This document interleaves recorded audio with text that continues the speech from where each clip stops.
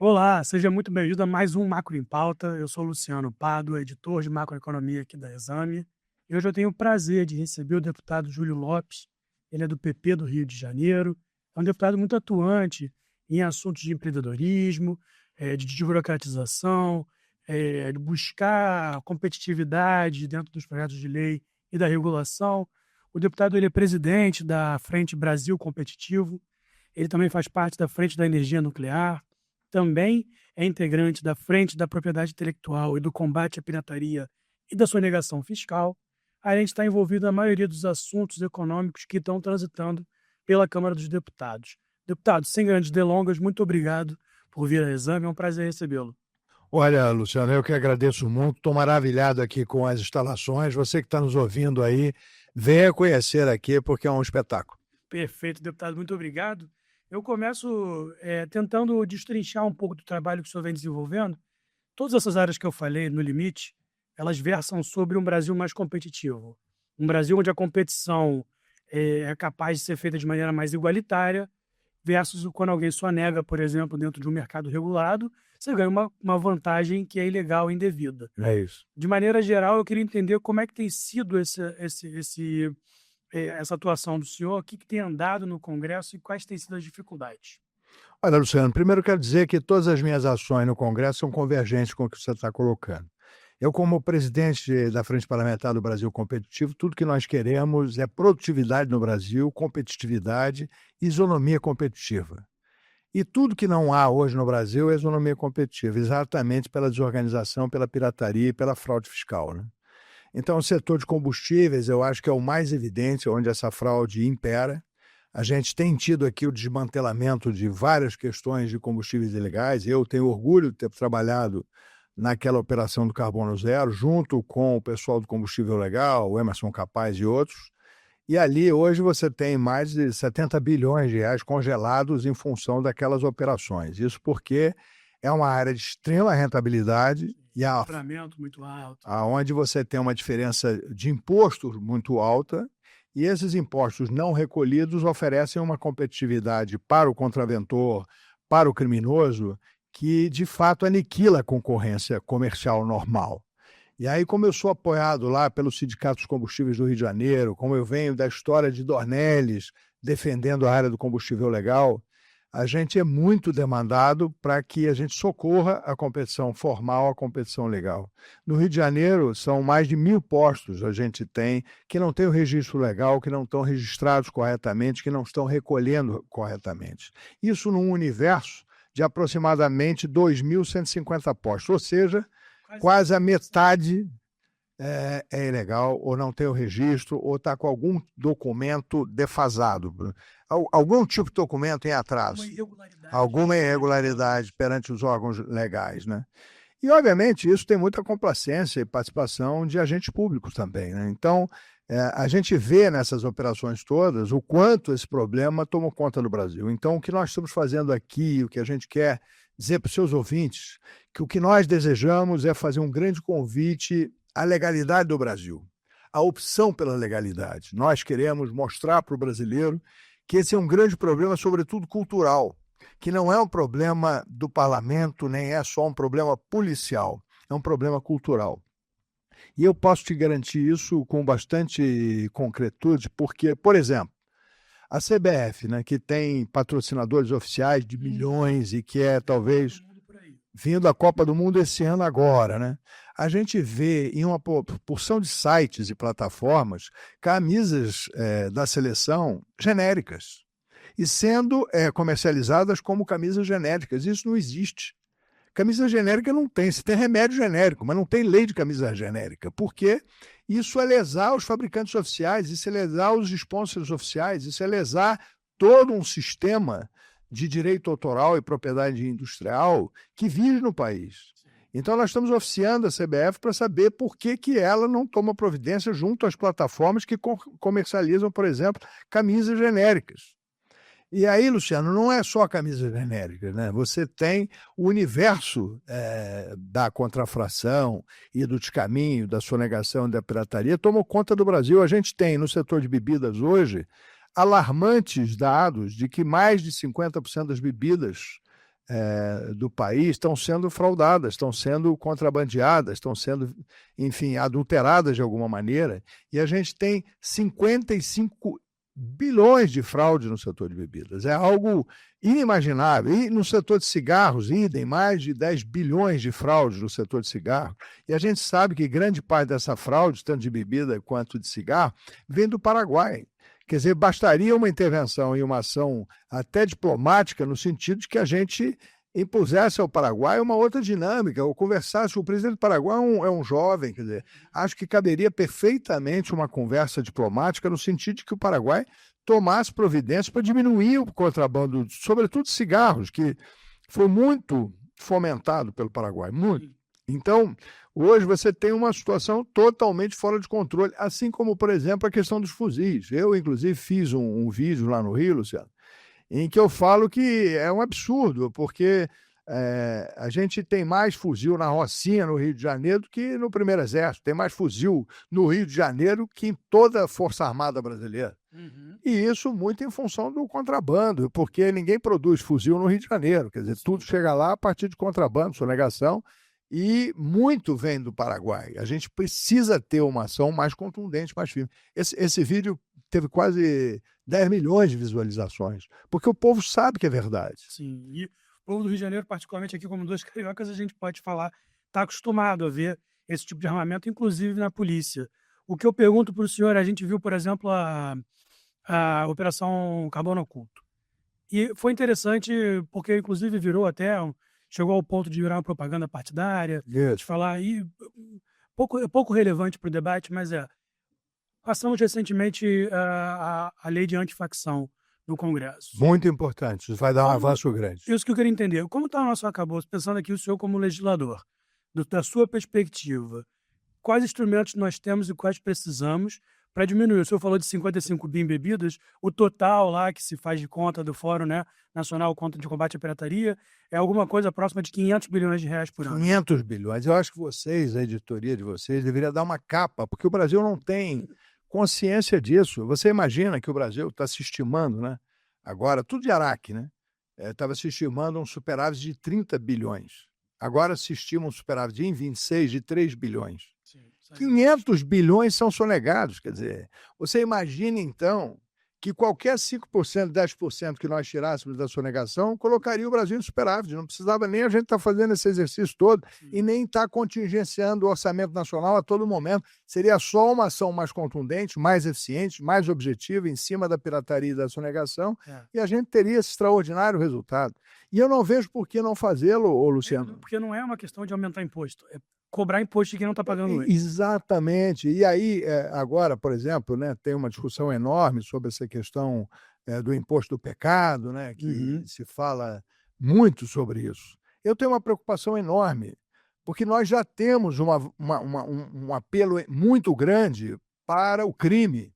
E quando você aumenta ainda mais as alíquotas de impostos de áreas que são muito demandadas pela população, você, de certa forma, incentiva a criminalidade. Você vai incentivar ainda mais que os criminosos ajam, porque a diferença de imposto é tão grande que o não recolhimento justifica qualquer coisa. Então, a gente precisa ter muito cuidado com isso, porque senão a gente estimula ainda mais. E é o caso do cigarro, é o caso da bebida, e são inúmeros casos, né? Você vê, por exemplo, telefone celular, né? A gente tem um universo de mais ou menos 50 milhões de telefones anualmente no Brasil. Quase 10 milhões são contrabandeados ou pirateados, são fruto de roubo, comercializados a partir de roubo. Isso virou uma pandemia. É uma pandemia nacional, quer dizer, qualquer um tem receio. Eu, por exemplo, não tenho nem negócio de banco no meu celular, porque eu tenho tanto medo de ser roubado que... E é tão simples, né? Pois é, e é uma coisa, quer dizer, que o país precisava de uma ação mais contundente em cima dessa prática, que é uma coisa anormal, não é razoável que você tenha uma violência tão grande instalada e que não se combata da forma devida. A gente estava falando aqui, eu sou bem crítico ao governo, né? Porque você viu, o próprio Lula uma vez falou, isso é uma coisa simples, isso aí, na realidade, é um crime de menor potencial ofensivo. Não é. É um crime gravíssimo, porque ele atenta contra a estabilidade da sociedade, ele atenta contra a intimidade do cidadão, ele atenta contra a família do cidadão, e inúmeras vezes isso resulta em morte. Aqui mesmo em São Paulo, aquela cena, né, do sujeito indo fazer exercício, 6h30 da manhã, no Parque do Povo, tomou um tiro na garganta despropositalmente, porque na realidade ele já tinha entregue o celular e o cara ainda assim atirou. Quer dizer, é de uma covardia, de uma brutalidade absurda. Mas voltando aqui ao projeto das facções, eu quero te dizer, semana passada, a convite da CNC, eu tive um debate muito grande lá com o Mendonça, que é um deputado que eu admiro muito e que fez um bom trabalho na questão das facções. Relator da PEC da Segurança Pública. Mas eu quero dizer aos seus ouvintes aqui, Luciano, que eu disse a ele, tenho reiterado, que a Receita Federal do Brasil, não só pelo que ela fez no carbono oculto, mas pelo que ela tem a possibilidade de fazer, ela deveria estar selecionada como uma das principais entidades de combate ao crime organizado. Ela deveria estar na Constituição com esta prerrogativa. E ele teve a possibilidade de fazê-lo.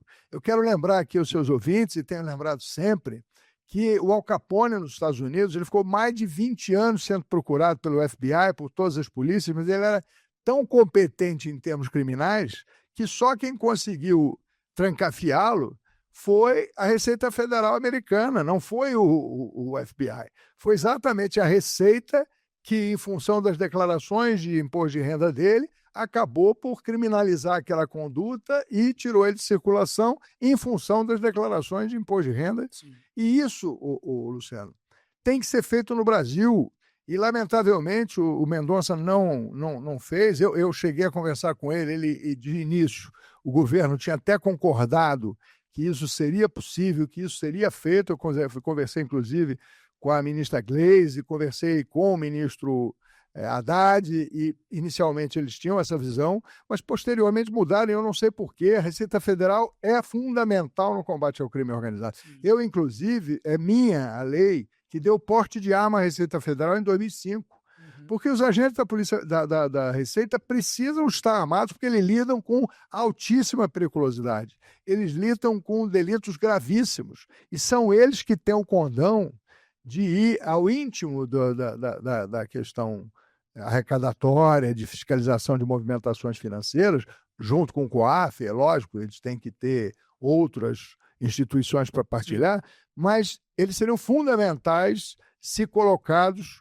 como uma instituição de combate preliminar, inicial e fundamental a crime organizado. Esse é um aprimoramento, então, que o senhor vê potencial para a gente fazer, no caso, uma emenda à Constituição, porque seria uma mudança na prerrogativa de função constitucional da Receita. Eu, inclusive, propus isso, propus ao Mendonça, ele inicialmente disse que iria fazer e não acatou.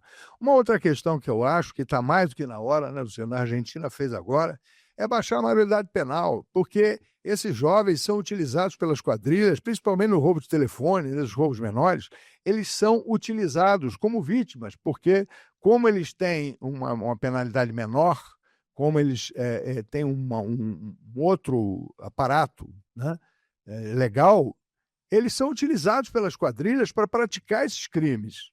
E é muito importante que hoje a gente saiba que um adolescente de 16 anos tem plena consciência do crime que está praticando, tem plena consciência da atividade criminal. Então, eu sou completamente a favor e trabalhei muito com o Mendonça para que a gente reduzisse a maioridade penal. Acho que isso fica para a próxima legislatura, mas o Brasil, assim como a maioria do mundo hoje, todo mundo, inclusive nos Estados Unidos, você vê aí jovens de 13, 14 anos sendo presos porque praticaram crimes graves. Uhum. E aí no Brasil o sujeito ele vai para uma instituição que não é uma prisão, uma instituição que é frágil, que não tem a mesma segurança, nem os mesmos meios de efetivamente reeducar esse jovem. Sim.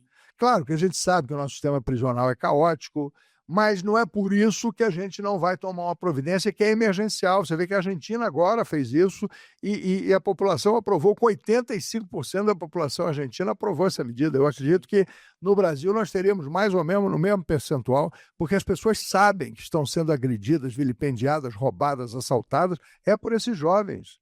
Enfim, a gente precisa tomar essa medida. Uma outra questão é a questão da tipificação desses crimes, tanto do PCC quanto do Comando Vermelho, como crimes de terror, patrocinado por entidades terroristas internacionais. Eu tenho falado muito sobre isso, discuti muito com o Mendonça sobre isso, o governo não aceitou isso, porque diz que haveria uma interferência estrangeira, que eu não concordo. O que há é o seguinte: hoje você tem um Comando Vermelho que atua no Rio de Janeiro nas principais cidades, quase todas as cidades do Rio hoje têm Comando Vermelho. Cidadezinhas pequenininhas como Miracema, Cambuci, que são cidades de 10, 20 mil habitantes, estão lá com o Comando Vermelho instalado e atuando. E aí você vê, Luciano, são 36 países onde o Comando Vermelho atua de forma hierarquizada. Então você tem um comando central global e eles atuam nos 27 estados brasileiros. Enfim, é uma anomalia. Eles têm uma ação em 36 países e nos 27 estados brasileiros e em milhares das cidades brasileiras coordenados por uma só centralidade. Então você vai dizer que isso não é uma organização terrorista internacional? Claro que é. E eles têm depósitos, Luciano, bilionários em vários lugares do mundo. E esses depósitos precisam ser rastreados e contingenciados e bloqueados. É nesse sentido que eu sou a favor do reconhecimento dessas instituições. Mas é possível fazer esse controle sendo o crime organizado também?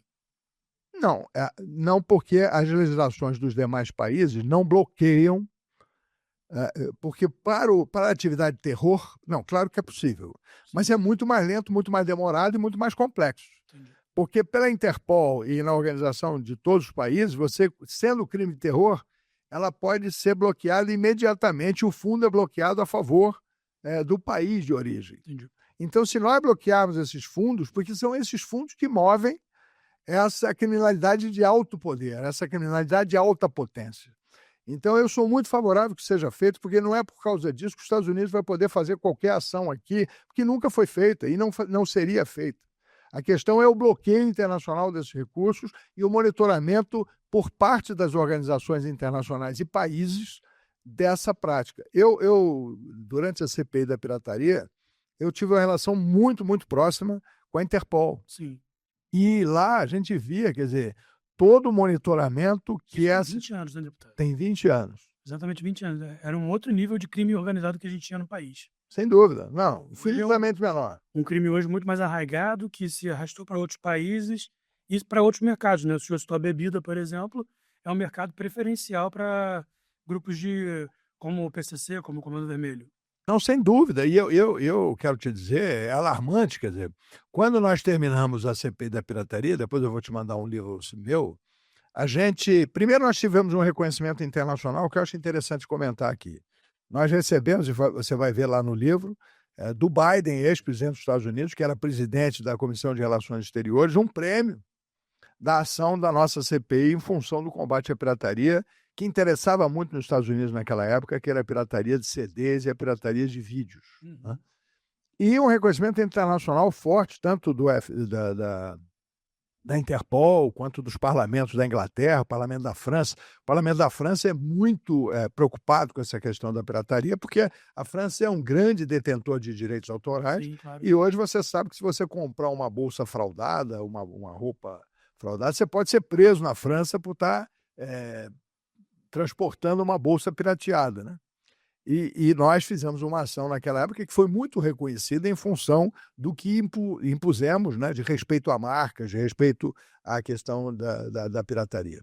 Mas voltando aqui ao assunto, nós vimos que essa prática, né, que foi, na época, resultou em 4 bilhões de reais de perda, no total, naquele ano, em 2006. Hoje, se estima 500 bilhões de resultado da fraude. Sim. Então, é que aumentou 90 vezes, aumentou de uma forma em 20 anos. Aumentou 90 vezes. A coisa perdeu completamente o controle e a gente precisa do apoio de pessoas como você, que lidam com a opinião pública, que lidam com as informações mais importantes do país, para nos ajudarem a dar à sociedade a noção do quanto isso é importante, do quanto isso é relevante e do quanto isso pode resultar em favor da sociedade. A gente falava da lei antifacção. O que o senhor acha mais? Então, ela trouxe alguma capacidade de combate a isso? A gente pode esperar ter mais carbonos ocultos? Sem dúvida. Não, eu não quero desqualificar, não. Acho que o Mendonça fez um bom trabalho na PEC da segurança e o Derit fez um bom trabalho na lei antifacção. Então, ajudei, inclusive, muito o Derit nesse sentido, e nós avançamos muito hoje. Quer dizer, o crime de facção é um crime que será penalizado com penas máximas, sem direito à progressão de pena. Isso é muito importante, porque não dá para um bandido faccionado ter progressão de pena. Ele está na hierarquia máxima do comando da criminalidade, e até a publicação da lei antifacção, ele tinha progressão de pena, ele tinha uma série de benefícios que agora não tem mais. Então, foi muito importante a lei de combate à facção e muito importante a aprovação da PEC da Segurança Pública, não só pelo que a pena a mais e pelo que não permite de progressão e uma série de outras vantagens, mas, sobretudo, porque é um efetivo endurecimento do combate à criminalidade no país. O senhor falou também de combustíveis. E esse setor, acho que é um dos setores mais tradicionais ali. O senhor citou muito interessante, porque é um setor altamente regulado. Isso. O imposto compõe uma parte muito grande do preço. Quem não paga imposto passa a ter uma vantagem devida no mercado.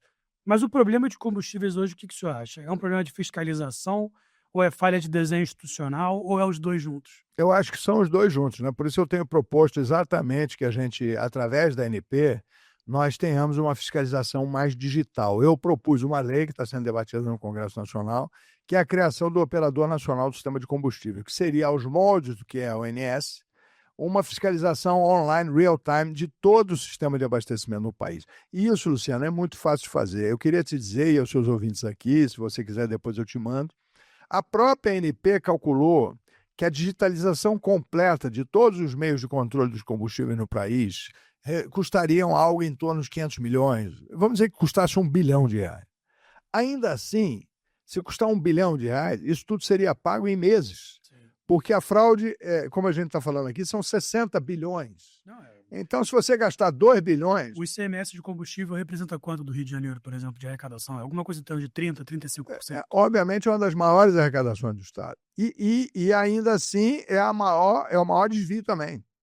É a maior arrecadação, mas é o maior desvio. Sim. Então, se a gente conseguisse, através de meios digitais, aparelhar isso para que não houvesse essa sonegação, o ganho do Brasil seria algo extraordinário. Assim como nós, cidadãos, também teríamos um benefício enorme, porque a fraude volumétrica, que a gente chama, custa R$13 bilhões. Essa fraude, você que está nos ouvindo aí, é quando você vai no posto, compra 1 litro e recebe 700 mililitros, recebe 500 mililitros.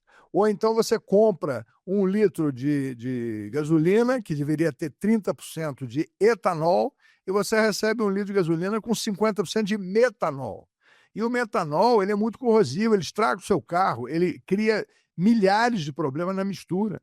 No caso do diesel, né, a gente tem o biodiesel e a gente deveria estar colocando para melhorar as misturas e melhorar o meio ambiente, né, 20% de biodiesel, quando a gente, na realidade, vai ver, esse biodiesel é todo fraudado, não há mistura correta. Então, os caminhoneiros, os caminhões, as frotas compram absolutamente uma fraude que monta no Brasil inacreditáveis 13 bilhões.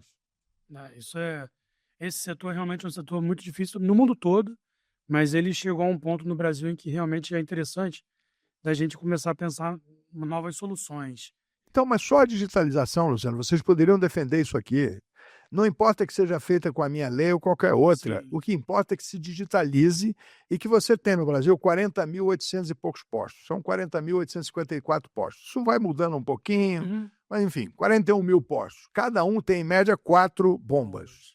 É muito simples de você digitalizar isso tudo e botar online em tempo real e ter um dispositivo lá na ANP e no Ministério das Minas e Energia do controle dessas bombas, abastecendo toda a frota brasileira, sejam caminhões ou sejam carros. E, além disso, você pegar todos os dutos e colocar linhas de fibra ótica dentro desses dutos, e qualquer duto que seja invadido, você em segundos você vai monitorar e vai saber onde foi.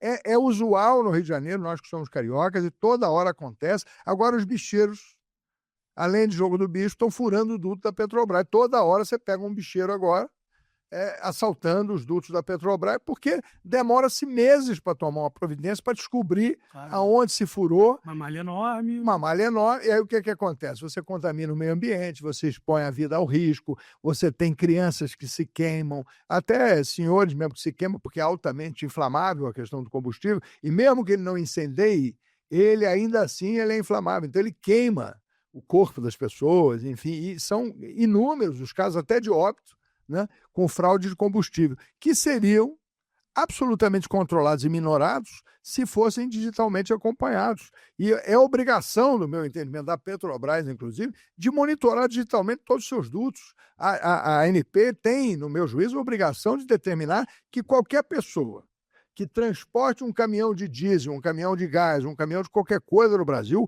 o faça dentro de uma cerca eletrônica digital. O que é isso? Você bota um densímetro no caminhão, você bota um geolocalizador no caminhão, você estabelece uma cerca eletrônica que ele não pode sair daquele circuito.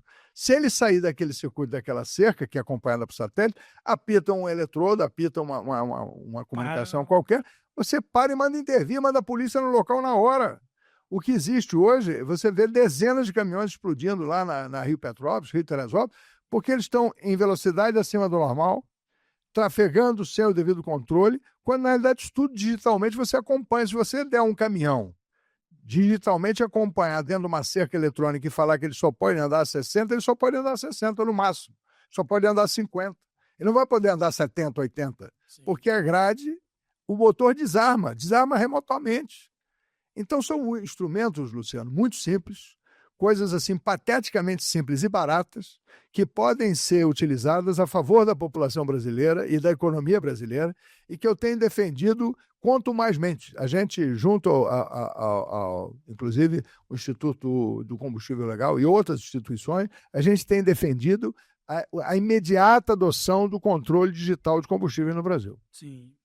Falar em contumazmente, devedor quanto mais teve a regulamentação, né? A lei do Isso foi uma vitória enorme. Essa é uma bandeira antiga também do senhor e do setor ali de combustíveis. É uma bandeira do Brasil competitivo desde o início da sua existência, né? Porque quem frauda com o objetivo da fraude, ele vira um devedor quanto mais, né? Então você no Rio de Janeiro, por exemplo, tem gente que deve 5 bilhões de reais de fraude de cigarro. Não é só combustível. Combustível a gente viu aí o tamanho da fraude, são 20 bilhões, é uma coisa totalmente... Mas o combustível está mais aparente. Mas não é razoável você ter 5 bilhões de fraude em questão de cigarro. Você tem bilhões de fraude de bebida no Rio de Janeiro, né? Que são aqueles que instituem uma empresa com o objetivo de fraudar. E aí você tem fármacos e farmácias também que são devedores contumazes. Então, foi uma enorme vitória, acho que isso é um avanço civilizatório da sociedade brasileira e nós certamente vamos ter ganhos com isso a longo prazo. Mas continuamos com o desafio de termos aparelhos permanentes, sabe, Luciano? Que eu estou nessa comissão externa do Brasil Legal, que a gente montou agora e que nós estamos falando aqui. Qual é o grande objetivo? Que a gente tenha no Executivo instituições permanentes de combate à pirataria, à fraude e à sonegação fiscal. Porque, obviamente, a Polícia Federal do Brasil é muito competente, a Polícia Rodoviária Federal é exatamente igual, você tem nas polícias estaduais um nível de competência muito grande, mas você não tem a instrução, o preparo e o treinamento necessário para o enfrentamento dessa prática criminosa permanentemente. Então, eu tenho muito falado com todas as associações, instituições que fazem parte desse universo de proteção a marcas, que fazem parte do universo de proteção ao combate à sonegação, que eles façam o treinamento de agentes públicos para capacitá-los para permanentemente estar agindo. Então, o grande propósito da nossa comissão externa esse ano é obrigar que o Brasil, na próxima legislatura e no próximo Poder Executivo, seja quem for o eleito, que instituições de combate à sonegação, à pirataria, ao direito de propriedade intelectual sejam sistematizadas ou no Ministério da Segurança Pública, ou na Receita Federal, enfim, aonde quer que seja, mas tem de haver polícia especializada no combate à pirataria, à sonegação. Tem de haver na Polícia Rodoviária Federal a mesma coisa. Agora, gente, eu estou falando muito, mas desculpa aí que a gente fica empolgado. O problema é um problema que está assaltando o Brasil agora. Mais de 25% das sementes transgênicas no Brasil agora são roubadas. Então, isso é uma matéria extraordinária para exame, porque isso é a grande riqueza do país. Hoje é o agronegócio. São, enfim, o desenvolvimento de tecnologia que o Brasil fez, e isso está sendo assaltado de uma tal forma que 25% do mercado já está na mão da pirataria do contrabando. E aí um policial rodoviário federal prende uma carreta dessa, ele não tem nenhum reconhecimento por parte da instituição, não tem nenhum reconhecimento por parte da sociedade. Quando, na realidade, Luciano, esse crime pode ter consequências gravíssimas, inclusive quanto à saúde pública, porque essas sementes são transformadas geneticamente e elas podem causar problemas de saúde gravíssimos. E a gente não tem consciência disso. Então, o monitoramento e o acompanhamento dessas mutações transgênicas de semente, que permitiu o Brasil fazer uma revolução no seu agronegócio com a maior produção do mundo, precisa ser protegido. E as autoridades públicas e os agentes públicos precisam saber que isso é da maior importância. Então, vocês da imprensa, eu peço que a Exame dê um destaque a isso. A gente tem se reunido muito com a Bayer, com a CropLife e com todas as instituições desse setor, que inclusive, Luciano, pode até ser comercialmente interessante para vocês, porque eles precisam divulgar que eles estão sendo roubados, eles precisam divulgar que eles estão sendo assaltados, porque a sociedade tem que saber. A gente deu, ano passado, um grande estudo, estimava em 10 bilhões de reais, naquele momento, só de semente de soja. Olha só. Né? E quer dizer, assim, eu estou tentando mudar de assunto, deputado, porque o senhor tem muita coisa que o senhor atua, mas assim, é difícil mudar porque o senhor está falando agora, por exemplo, de sementes, né? Mas a gente também pode falar de mineração. A gente conversava aqui antes do programa, o senhor falava bastante sobre, por exemplo, como nós temos uma parte da nossa riqueza não sendo legalizada. Eu acho que 80% do ouro do Brasil, que é prospectado, que é lavrado, não é recolhido o imposto e some do país, né? Isso é gravíssimo. Isso pode ser feito um monitoramento online em tempo real na Agência Nacional do Sistema Mineral. E o IBRAM, graças a Deus, agora comprou a nossa tese. Isso precisa ser feito. As mineradoras legais do Brasil precisam instituir esse tipo de monitoramento, esse tipo de controle. Perfeito, deputado. Deixa eu passar para o próximo bloco rapidinho. A gente também falou muito, eu já conversei com o senhor ano passado, uma das demandas que a gente tem do ponto de vista do sistema energético brasileiro é pelo aumento aqui da energia nuclear no Brasil. Os países estão se comprometendo a triplicar a energia nuclear pelo mundo, ela foi a vilã por muitas décadas e agora está se saindo como uma solução por ser mais limpa, entre algumas aspas aqui, porque nada é efetivamente limpo, né? Mas é mais limpo do que as outras soluções e tem uma energia que não é intermitente, né? Ela dá base. Como é que tá? A gente conversou no ano passado, quando houve ali o aporte do Grupo JIF na eletronuclear, e desde então, como que andou, assim? Eu queria entender, a gente vai conseguir fazer um pacto aí para a energia nuclear no Brasil? Angra 3 vai sair? Como é que o senhor tem visto essa possibilidade? Olha, Luciano, é uma das áreas em que eu mais atuo, né? Porque, principalmente porque o Rio de Janeiro é detentor das 2 usinas e da terceira que está parada lá há tanto tempo. Eu mesmo agora estava te falando, quer dizer, antes da gente começar aqui o programa, o erro grave que cometeu o Ministério das Minas e Energia nesse novo leilão, que eu respeito o leilão, não quero que ele seja anulado, não quero que ele seja modificado, porque também é importante respeitar as instituições brasileiras. O leilão foi feito e, enfim, ele está dada a realidade, mas ele contratou de energia nova 1,007 giga ao custo de 40 bilhões. Quando, na realidade, nós temos a usina de Angra 3, que tem 63% de energia da usina pronta. As partes e peças eletromecânicas estão todas compradas e prontas, estocadas na Nuclep. E o financiamento, que seria de 25 bilhões, está totalmente feito pelo BNDES num Project Finance de 30 anos, totalmente aprovado. Aí a nossa embaixadora junto à Comunidade das Nações que usa energia nuclear vai lá, a Cláudia Vieira Santos, assina um documento que nós vamos triplicar a energia nuclear e nós optamos por construir usinas a gás muito mais caras, porque elas despacham a R$750 o megawatt e a usina nuclear a 650 e 15 bilhões mais caro. Então, são coisas que não dá para entender. Quer dizer, como é que nós, brasileiros, vamos jogar fora 15 bilhões e ainda tem um acréscimo, Luciano? Porque a usina de Angra 3 é 1 giga e 400 mega. Nós estamos construindo 1 giga.007 por 40 mega. Então, por 40 bi. Então, são 15 bi jogado fora e com uma potência 400 mega menor. Quer dizer, então, há um descaso e há uma desatenção com o setor nuclear que eu, por óbvio, estou chamando a atenção e como presidente da Frente Parlamentar eu faço todos os dias. Hoje mesmo de manhã cedo mandei lá para a minha secretária da Frente uma série de notícias internacionais sobre essa área, que é a área de energia que mais avança no mundo. O Fatih Birol, que é o presidente da Agência Mundial de Energia na França, ele diz: é a modalidade de energia que mais se transformou, que mais se capacitou e que melhor atende ao mundo. Por quê? Por causa do fator de potência. O fator de potência da energia nuclear é 85%. O fator de potência da energia eólica é 25%. O fator de potência da energia solar é 25%. Então, quando você faz um investimento de 100, você vai ter só 25%. Porque você tem intermitência do sol, intermitência do Não é que do não tem o que vento. fazer, mas tem limitações técnicas mesmo do que é Por possível. óbvio, e mesmo com as baterias, você tem um nível muito pequeno de potência.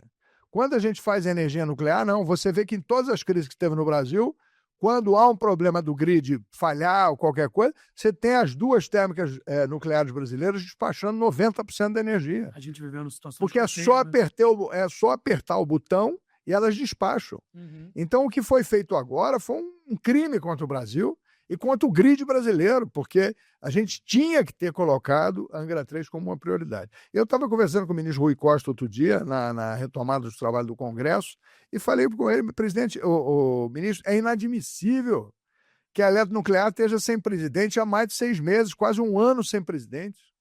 Aí ele disse: mas esse setor é muito desorganizado. Mas o pressuposto é que os senhores organizem. O senhor está na Casa Civil com esse pressuposto, quer dizer, então, por favor, nomeie alguém para ser o presidente da empresa. O setor nuclear brasileiro não pode ficar acéfalo.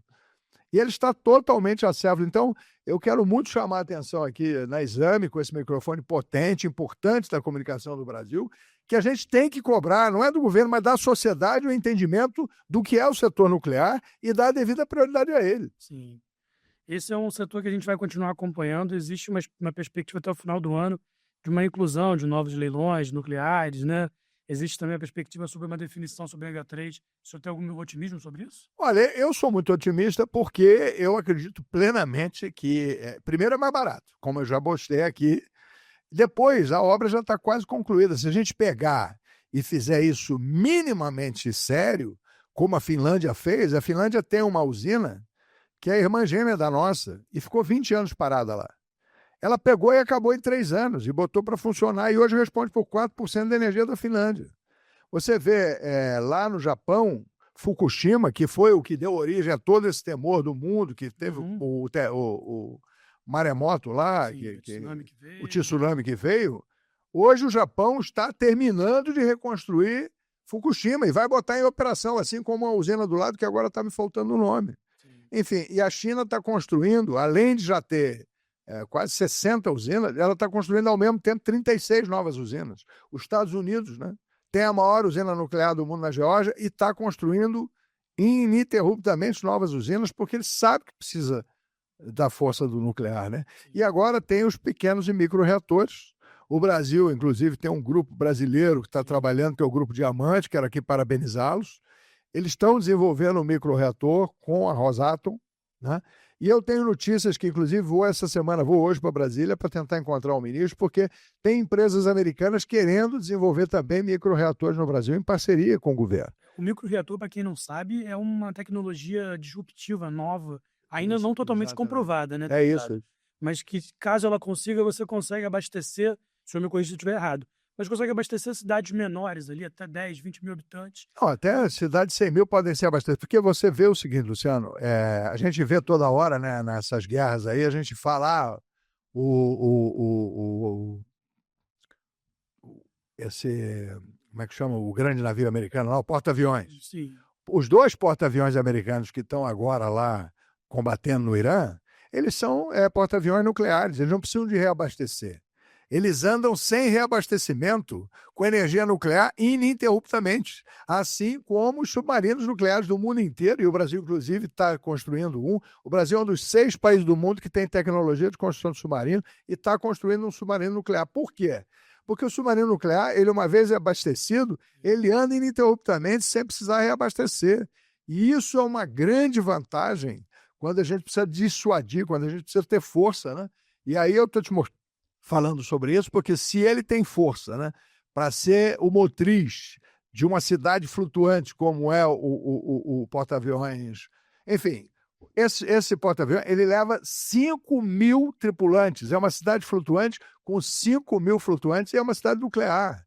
Enfim, os dois que estão lá, Gerald Ford, os dois que estão lá são submarinos nucleares. E é essa potência que a gente poderia usar para iluminar o norte e nordeste do país. A gente tem, Luciano, uma coisa que não dá para acreditar, está no orçamento nacional, só você como editor de economia vê. A gente gasta 12 bilhões de reais de óleo para levar óleo para queimar nas turbinas que iluminam o norte do país.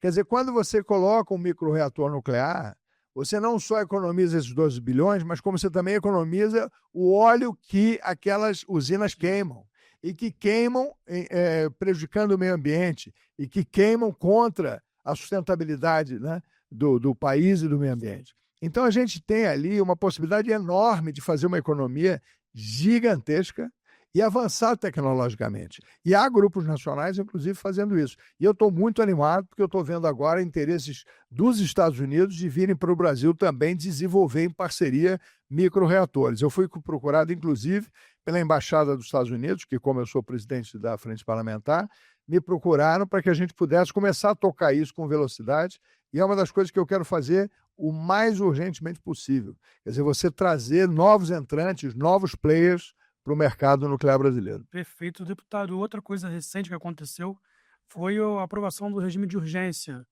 do projeto que aumenta o limite de faturamento do MEI. Hoje, R$81 mil. Vai para 120. 120. Pois é, eu queria entender com o senhor, como é que o senhor vê, acho que isso tem chance de passar, que eu já vou chegar na próxima pergunta, o que dá para fazer antes das eleições ou no ano eleitoral na Câmara?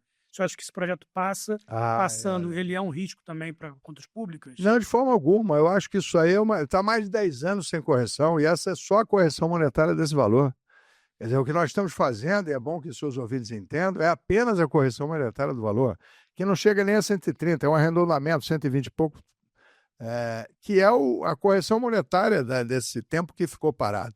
Hoje nós temos mais ou menos 30 milhões de brasileiros que empreendem, que são microempresários, que são microempreendedores, e que grande parte deles tem MEI. Uhum. E quando a gente tampona a MEI, quando a gente deixa ela sem correção, a gente está estimulando a fraude. E aí pessoas abrem 5, 6 MEIs diferentes com o mesmo objetivo. E aí elas vão à fraude e abrem na sua própria família um número enorme de MEIs para tentar contornar um problema, criando muitos problemas para a fiscalização, muito problema para a economia formal, que precisa de ser formalizada e que tem que legalizar. Uhum. Então, como a gente quer um Brasil mais legal, a gente tem que ter um Brasil mais honesto, mais transparente. A gente precisa corrigir esses instrumentos de forma que eles possam ter o desempenho que eles precisam ter. A gente tem hoje, né? E essa é uma discussão recorrente lá no Congresso, só na parte dos aplicativos, há algo em torno de 1,7 milhões de brasileiros empregados em aplicativos hoje. Que, na realidade, qual é o passo seguinte deles? Se tornarem MEI, para empreenderem, para fazer uma série de coisas. E quando a gente pega esse contexto geral, a gente vai entre MEIs e o sujeito que trabalha sem a devida declaração, que está na informalidade, Uhum. de informais, nós temos 30 milhões. Se a gente somar MEI dá 30 milhões de pessoas. Então, a gente precisa dar meios para que a economia seja formalizada. Nada é mais importante do que a gente formalizar a economia, dar transparência, dar visibilidade, permitir que a Receita Federal acompanhe todo esse processo, porque a gente convida as pessoas para a legalidade, para uma vida ao sol. E passa esse ano, deputado? Eu acredito que sim. Eu acho que, inclusive, o governo já está bastante... Porque para o governo também é importante, para o governo politicamente é muito importante. Olha, eu acredito que tão logo a gente retoma as atividades. Essa semana está paralisada por causa da última semana de opção de mudança de partidos. Sim. Mas eu acredito que tão logo a gente retome, nós vamos aprovar essa medida. Essa medida é fundamental para a economia brasileira. Perfeito. E falando sobre essa janela partidária que o senhor citou, como você está vendo o cenário de eleições, houve um crescimento muito forte do senador Flávio Bolsonaro nas pesquisas de intenção de voto, surpreendendo muitos analistas políticos, tanto pela transferência de votos dele, do pai para ele, quanto pelo posicionamento dele nas pesquisas que se esperava que fosse mais para perto da eleição. Como é que eu estou vendo esse cenário? Olha, eu acho que o senador Flávio Bolsonaro tem se posicionado bem. Eu acredito hoje, é uma visão minha, ele só perde a eleição para ele mesmo. Tenho a impressão que hoje a eleição está muito mais para a direita em razão do cansaço e do tempo em que nós tivemos com o PT governando, enfim, são quase 24 anos, há um cansaço, sem nenhum demérito ao presidente Lula, sem nenhuma, enfim, não quero aqui esculhambar ninguém, Sim. mas Não é o eu caso, acho, não nem é o é caso. para isso. Não, pois é, eu inclusive reconheço que o ministro Haddad fez um trabalho importante em uma série de ações, ele tem muitos méritos, né? Eu até lia hoje um artigo muito bom no jornal falando da qualidade do trabalho do Haddad. Foi ontem, inclusive, do ex-presidente do Banco Central, fez uma análise muito importante do trabalho do Haddad, que é um trabalho que precisa ser reconhecido. Por outro lado, tem uma questão fiscal. Mas Realmente ruim. aí é que eu ia entrar. Aí é que eu ia entrar. Eu tenho uma PEC, que é a PEC da responsabilidade fiscal do Brasil. Não sei se já conversei com vocês a esse respeito, mas eu quero muito te oferecer essa PEC, porque ela terá o condão de modificar o Brasil. E ela nos foi apresentada pelo Rodrigo Maia em uma reunião lá na casa da CNC. Uhum. E quando eu vi aquela apresentação, eu estou falando com muita liberdade, viu, Luciano? Porque como não fui eu que fiz, eu posso reconhecer todo o mérito e aplaudir sem medo de estar me autoelogiando. O que eu fiz foi reconhecer o mérito da proposta e então convidar o deputado Kim Kataguiri e o deputado Pedro Paulo, do Rio de Janeiro, para juntos apresentarmos essa PEC. Essa PEC está lá, tem quase 100 assinaturas. Uhum. E ela, na realidade, ela faz algo muito simples. Mas eu quero aqui primeiro fazer um elogio ao Paulo Bijos, que é o consultor da Câmara. Foi do Ministério do Planejamento.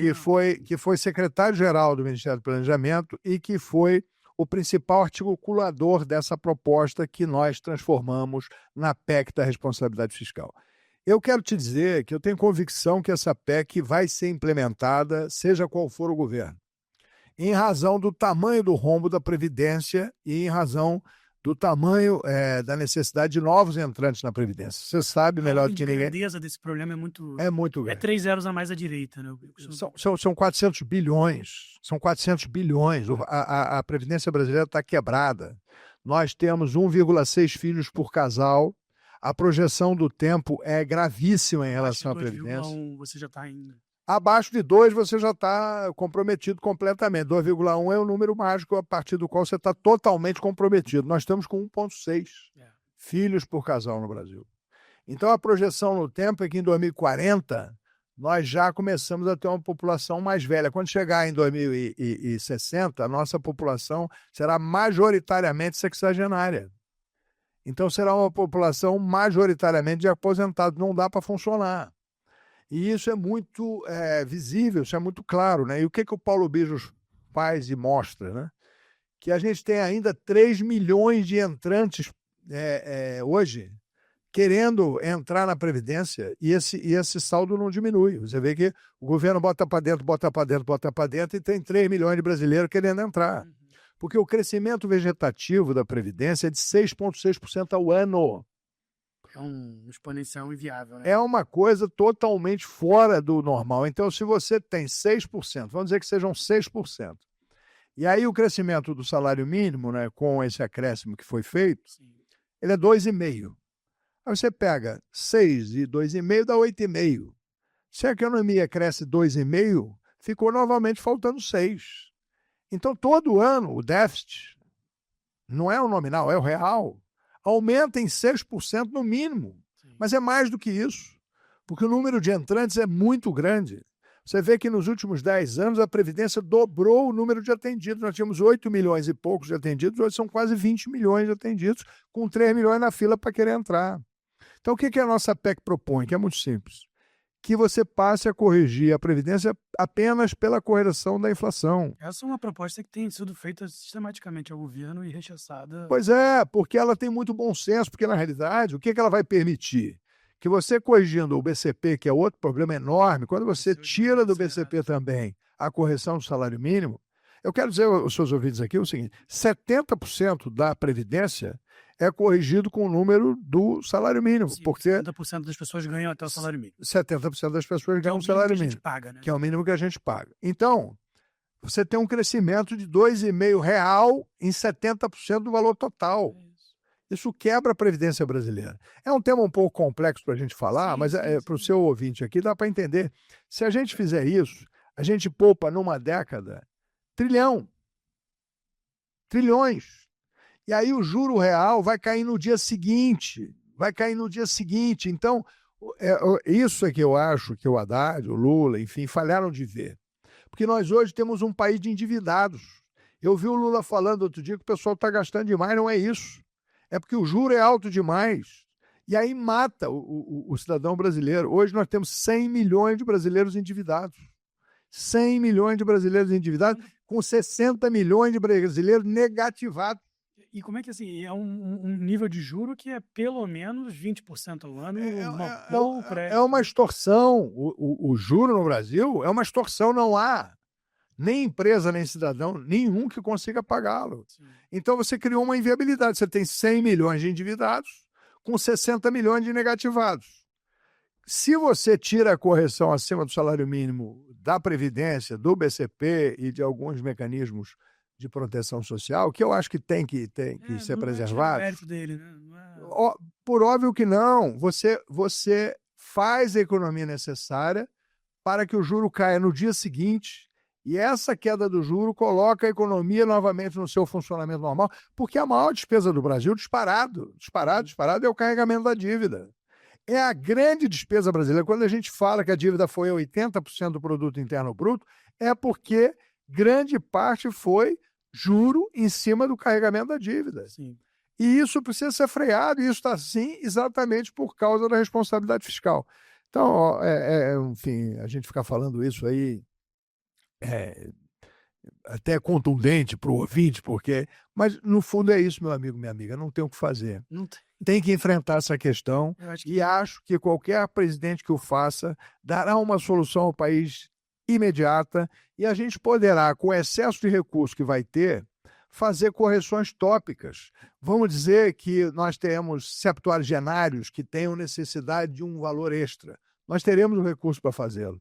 Se nós poderemos aumentar, por exemplo, a atenção à saúde, que é uma questão que o Brasil precisa enfrentar com muita eficiência, com muita providência, com um volume de recursos muito maior. A gente tem o orçamento do Ministério da Saúde é 225 bilhões. A gente se poupa na questão da Previdência, a gente pode suplementar o orçamento da saúde, a gente pode suplementar outros orçamentos.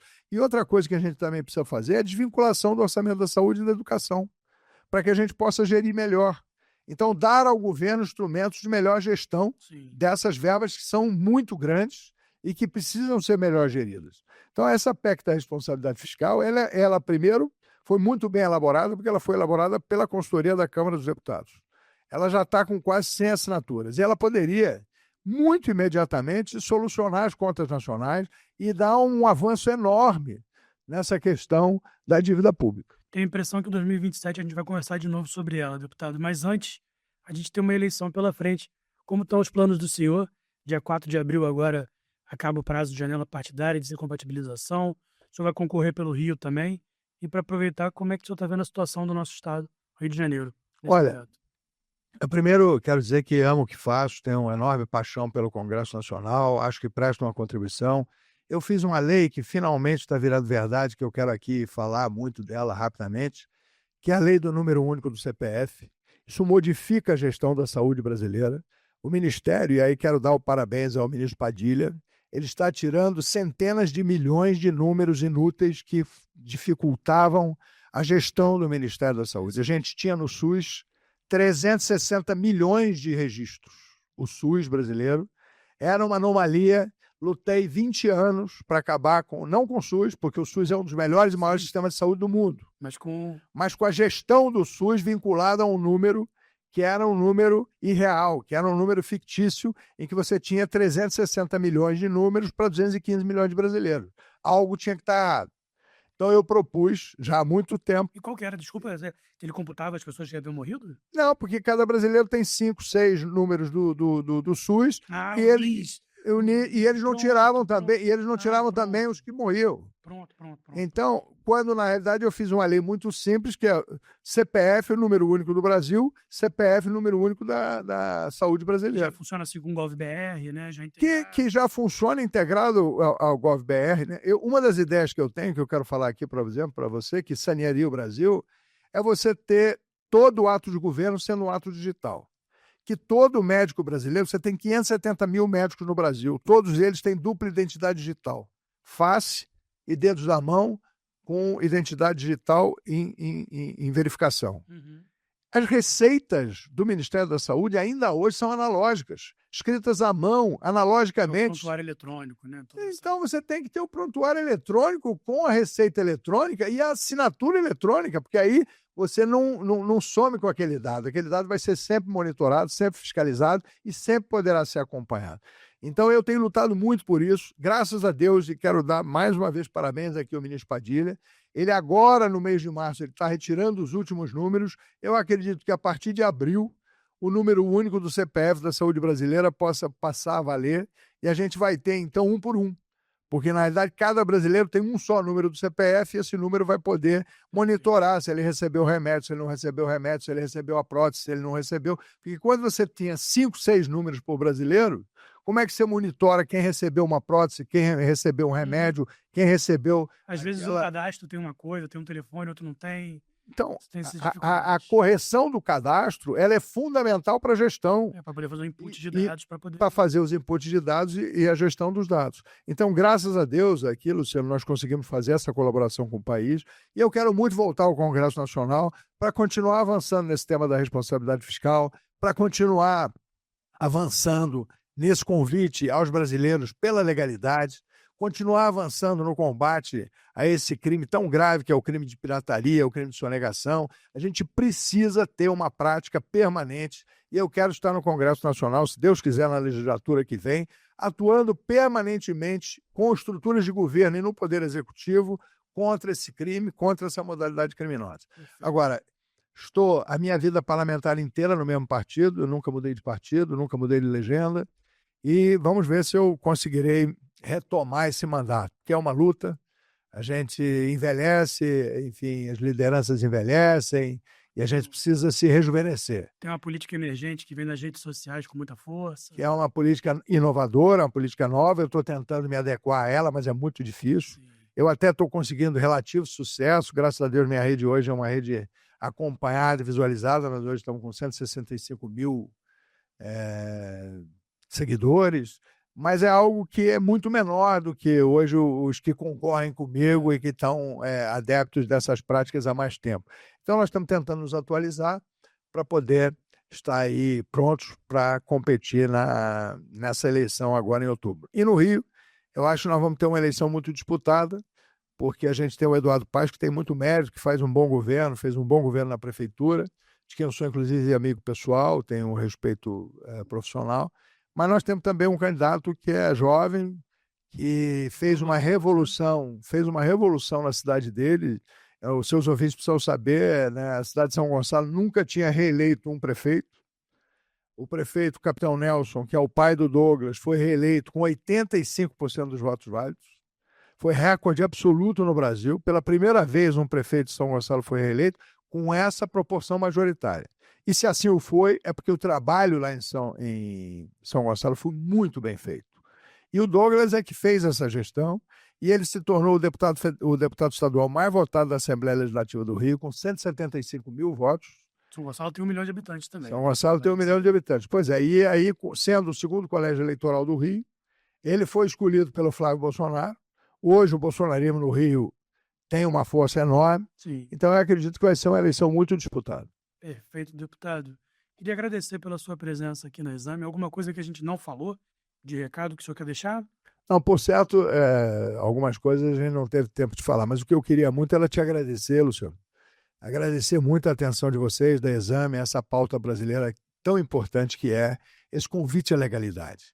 A gente precisa que o Brasil saiba que há uma fraude de 500 bilhões de reais que pode ser resgatada e que pode ser colocada a serviço da sociedade brasileira, desde que a gente tenha um mínimo de organização, sistematização e contundência no combate a essa fraude. E eu queria agradecer a você pela audiência qualificada até aqui.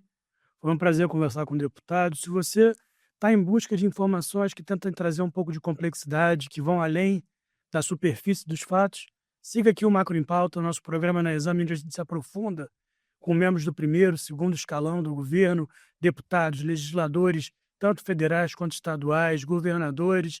A nossa ideia aqui é discutir o país e os caminhos numa noção de que não tem muito certo ou errado e que cada escolha acaba implicando em uma renúncia.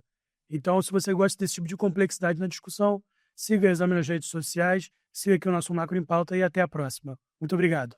Muito obrigado.